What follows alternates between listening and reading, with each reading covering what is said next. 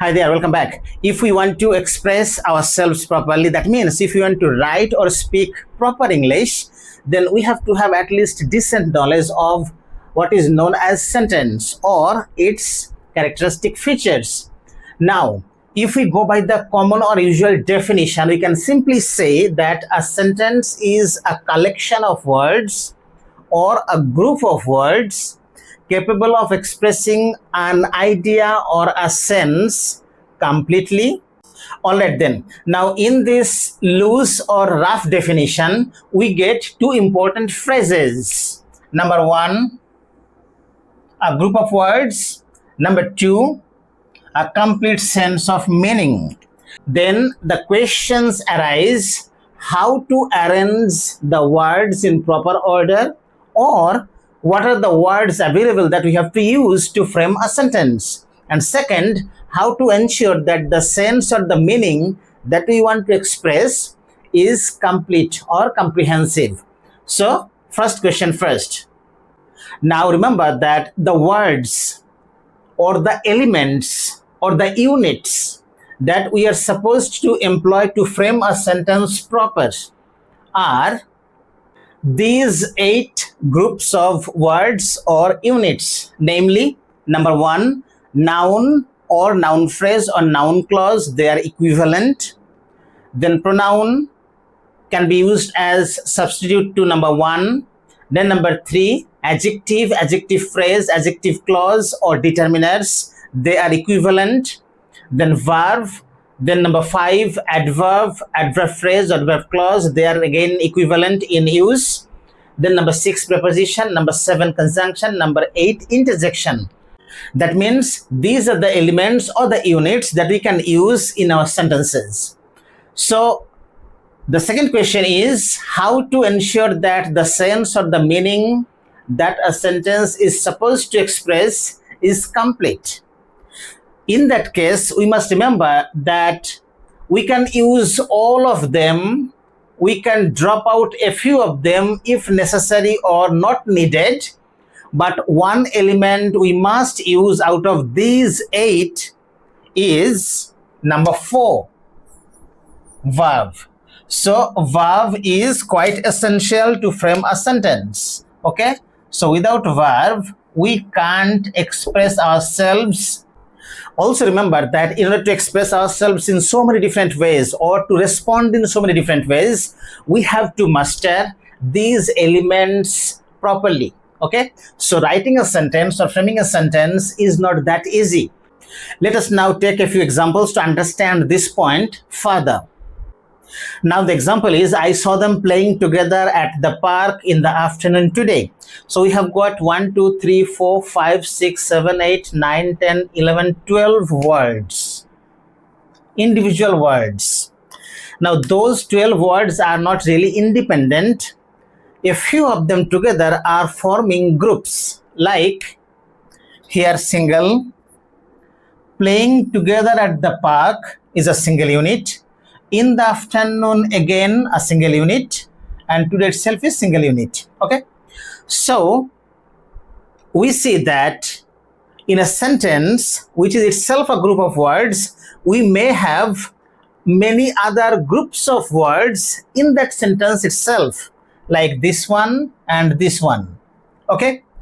Now, in the afternoon, here we get no verb. So it is not expressing any meaning independently. It is enhancing the meaning of the sentence by providing further information. Again, the other one, number 1, playing together at the park. Here, we see that some form of verb is involved in terms of playing. But here is the question, is it a complete verb? Because when we want to express the complete sense of meaning, our verb must be a pure verb. Okay? Or a complete verb, which is very, very essential. So first point is, in a sentence, there must be a verb. We can drop the other parts of speech. At the same time, that verb must be pure or complete. How? Now I'm going to show that further later, but in this sentence you see that we can drop unit like today. The sentence will be then complete, no issue. In the afternoon, we can drop even this phrase or this sort of part or unit. We can even drop this one. Okay, the sentence is still complete. I saw. Now, I saw itself is not apparently complete, but if we know the background, then I saw is sufficient to express the meaning completely. Even we can drop the subject or in terms of the pronoun I. So saw itself, which is a verb, which is a pure or complete verb, can express the meaning completely, and it is itself a complete sentence if we know the background. All right. Now let me clarify how we can get pure or complete versions of verbs so that our sentence is complete and the meaning is completely expressed. Now remember that verbs or verb forms can be divided into two segments, complete or incomplete. Okay, verb plus ing, to plus verb, or verb past participle form. Take for example, see. So if I say seeing, if I say to see, if I say seen, so these forms alone are not complete forms, they are incomplete forms, or they are impure forms, because seeing is partially verb, partially gerund, partially present participle. To see is partially verb, partially infinitive. Seen, partially verb, partially past participle adjective. Seeing can also be adjective. Okay, so these forms alone, verb plus ing, to plus verb, verb past participle, they themselves cannot serve as verbs in a sentence. On the other hand, the complete or pure forms are the root form of a verb, like see itself, root form plus s or es if necessary in case of third person singular number, like sees, past form saw. Okay, so they are complete verb forms. They can be used directly in a sentence, but these forms cannot be used directly in a sentence. Therefore, we see that this phrase with playing, only playing, is not expressing any sense completely. Okay, now the solution is, if we want to convert these incomplete or impure forms into complete or pure forms, then we have to bring in auxiliary verb or suitable auxiliary verbs before them. So before verb plus ing you have to use am, is, are, was, were, shall be, will be.